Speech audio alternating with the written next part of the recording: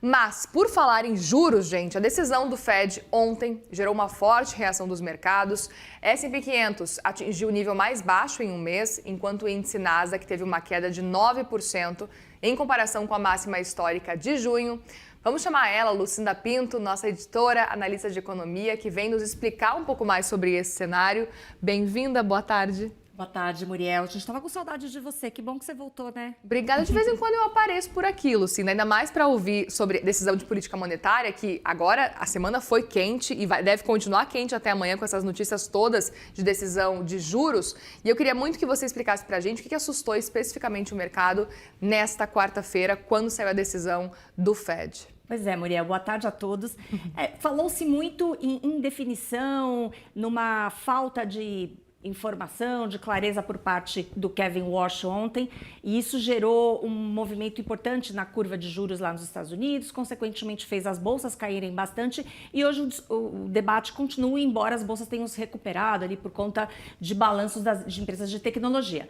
Mas o que eu consegui captar conversando com especialistas, ex-diretores de Banco Central aqui no Brasil, é que parece que a gente vai passar provavelmente por um período meio de adaptação a esse novo procedimento, essa nova postura do Banco Central de ser muito menos claro, de não usar forward guidance como usava o Banco Central anterior, né? O Jerome Powell utilizava até aqui.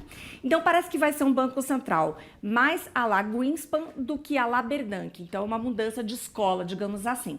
E o que eu ouvi desses especialistas é uma ideia de que talvez isso faça sentido, que é um bom debate, obviamente, mas que parece fazer sentido uma vez que o ambiente é muito diferente. Então o forward guidance ele teve uma importância num período em que o juro estava ali perto de zero, em que por meio da comunicação era possível e necessário levar aí o mercado, conduzir o mercado para determinados preços com o objetivo de cumprir uma parte ali da política monetária, né? Usar a comunicação como um instrumento de indução ali de taxas. Mas que num ambiente como o atual, em que os juros vão ficar mais altos, em que você tem esses desafios todos de inflação e muita incerteza sobre o cenário, talvez usar o forward guidance deixa de ser ele pode causar mais danos do que, no fim das contas, benefícios.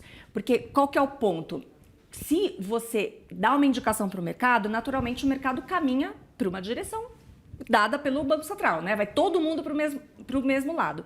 Se o Banco Central estiver errado, quando há uma correção do mercado, então essa correção ela acontece de uma forma desordenada, muito forte. Então, essa volatilidade fica muito mais intensa e esse é um problema, essa é uma questão. Então, o que parece é que o Kevin Warsh ele quer que o mercado opere com mais prêmio de risco e menos volatilidade. Naturalmente, você vai ter uma curva de juros com mais prêmio de risco, consequentemente, isso vai se refletir no câmbio, né? Porque o câmbio responde, obviamente, aos juros, mas se essa forma de comunicação dele realmente produzir o efeito que ele deseja, a volatilidade diminui. Agora, o mercado precisa entender como é que isso funciona, precisa se adaptar, se adequar. Então, talvez a gente veja um pouco de ruído, de desconforto por parte dos investidores por conta dessa transição de modelo. E, paralelamente, né, Muriel, enquanto o mercado absorve o Fed, tem também aí agora a decisão do Banco Central do Japão. Ninguém está esperando aumento de juros, mas, obviamente, como sempre, a mensagem que virá, que tende a ser dovish, porque o Banco Central japonês ele é mais dovish, é menos inclinado a sinalizações mais duras ali, enfim, para a taxa de juros. Obviamente, a forma como o Banco Central vai dizer que está lidando com este momento de desafios aí, com esses conflitos todos de precisar estimular a atividade, ao mesmo tempo em que tem uma inflação acelerando, então tudo isso vai ser bastante importante e pode mexer de forma especial com o câmbio, porque a gente sabe que o comportamento do juro do Japão tem uma influência muito grande nas operações de carry trade e o Brasil, obviamente, é um destino, faz parte aí desse mecanismo. A gente percebe como um todo um movimento por parte aí dos bancos centrais quase de manutenção dos juros, levando em consideração o que acontece na guerra, né? Porque agora que essa guerra está voltando com força, a gente fica com mais dúvidas do que vai acontecer e aí todo mundo decidindo aí manter os juros da forma como estão, até para tentar ver o que vai acontecer. Mas aí olhando, por exemplo, especificamente o recorte lá dos Estados Unidos, o Fed Watch lá no CME Group, a gente vê que ainda não é uma decisão unânime, um cenário unânime por parte do mercado, que acredita, então, 63% está falando que vai ter um aumento dos juros na próxima reunião do Federal Reserve, que acontece lá em setembro, mas 36% dizem que não, que vai ter manutenção. Então, fica essa dúvida com relação a esse cenário e, claro, a gente percebe que eles seguem muito dependentes ainda de dados. Claro, e vai ser assim com todos os bancos centrais. Os dilemas são parecidos, né? Então, lá nos Estados Unidos, o fato de ter havido esses 3 votos a favor do 0,25 ponto já é que alimenta muito essa ideia de que esse aumento de juros pode acontecer mesmo em setembro. Mas, claro, é preciso monitorar os dados. Certamente a gente vai ver o mercado afinar e mudar de opinião aí nos próximos dias por conta disso mesmo que você está trazendo. A gente viu a inflação lá nos Estados Unidos sentir um pouco de alívio aí quando o petróleo caiu e agora a gente precisa saber o que é que vai acontecer, novas tarifas do Trump e o petróleo de novo aí tentando subir, né? Então, realmente precisamos esperar os dados. E aqui no Brasil, Muriel, não vai ser muito diferente. O mercado está bastante preparado para pelo menos mais 2 cortes de juros de 0,25 ponto, mas também a depender aí do comportamento do cenário internacional e certamente, ou no mínimo, certamente talvez seja forte demais, mas muito provavelmente o Banco Central aqui também vai evitar firmar muitos compromissos. Acho que está bem claro que vai ser preciso olhar cada dado. O Galípolo já disse que não vai tomar decisões tempestivas a partir de um único dado. Então, tem a mesma postura que a gente está vendo de outros bancos centrais, a gente deve ver aqui na semana que vem. Semana que vem só tem tempo ainda, mas eu até aproveito para te perguntar um pouco sobre essas projeções, especificamente para essa reunião agora. A gente pode esperar uma manutenção dos juros, como muitos bancos centrais estão fazendo ao redor do mundo, ou faria sentido, teria espaço, pelo que você tem conversado com os analistas, enfim, com o pessoal que está acompanhando de perto esse cenário da política monetária, teria espaço para talvez mais um pequeno corte?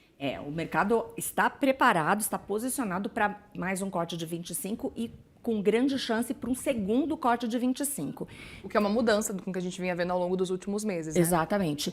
Agora, tem uma coisa interessante que quando a gente conversa, inclusive com especialistas que, em geral, têm são um pouco mais adeptos, né, de uma política monetária mais firme, mas que tem uma discussão realmente sobre o quanto vale a pena, né, o quanto faz sentido manter o juro tão alto diante de todo esse cenário fiscal. Quer dizer, talvez a gente esteja começando a sentir vivenciar uma pequena amostra do que seria uma dominância fiscal. E os resultados do mercado de trabalho que a gente está vendo são a confirmação disso. Quer dizer, o juro tão alto há tanto tempo não produz o efeito que deveria estar produzindo no mercado de trabalho. Não estamos aqui dizendo que a gente deseja que haja desemprego, mas a questão é que parece que tem um canal entupido aí, que obviamente tem a ver com fiscal e parafiscal. Então, o Banco Central mantém esse juro tão alto, não consegue desaquecer a economia como se esperava. A gente vê um efeito desse juro alto sobre o crédito, mas sobre rendimento, sobre o mercado de trabalho e muitas outras frentes da atividade econômica, a gente não está vendo esse mesmo impacto. Então, faz sentido, né? Qual é a relação custo-benefício de se manter um juro tão alto, dado que você tem outros elementos hoje impedindo a transmissão dessa política monetária para a economia. A gente pode falar, então, que talvez a gente esteja numa dominância fiscal? Essa já há uma divergência, visões diferentes no mercado, mas existem sim especialistas entendendo que já é o princípio de um cenário como esse, em que você subir o juro, você mais atrapalha a economia do que você produz ganhos pensando na inflação. Pois é, vamos seguir acompanhando com Lucinda Pinto, claro. Obrigada, viu? Obrigada, Muriel.